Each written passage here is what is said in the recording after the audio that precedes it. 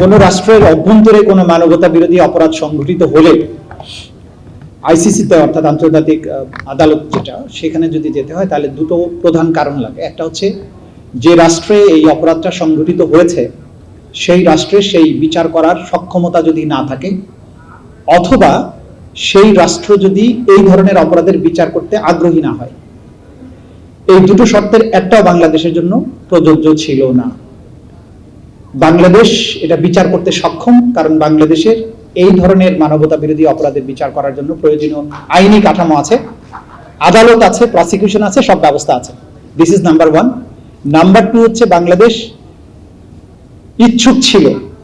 Professor ইউনূসের নেতৃত্বে জুলাই বিপ্লব পরবর্তী যে ইন্টারিম গভর্নমেন্ট এসেছিলেন, তারা শুধু ইচ্ছুকই ছিলেন না, গোটা জাতি কর্তৃক ম্যান্ডেটেড ছিলেন যে তারা প্রধান তিনটি কাজ করবেন, তার মধ্যে একটা ছিল এই মানবতা বিরোধী অপরাধগুলোর বিচার। সুতরাং এই দুই কারণে আইসিসিতে যাবার কোনো প্রয়োজন বাংলাদেশের নেই, বাংলাদেশের ছিল না। এটা যদি ইসরায়েল হতো, নেতানিয়াহুর বিচার করা যায় না, নেতানিয়াহু বিচার করতে দিবেও না, আর নেতানিয়াহু বিচার করতে সক্ষম না, ইচ্ছুকও না। এই কারণে ইসরায়েলের বিচারের জন্য আমরা যাব ওখানে। কিন্তু বাংলাদেশের অভ্যন্তরে সংগঠিত মানবতা বিরোধী অপরাধের জন্য বাংলাদেশের আভ্যন্তরীণ যে আদালত, সেটাই যথেষ্ট।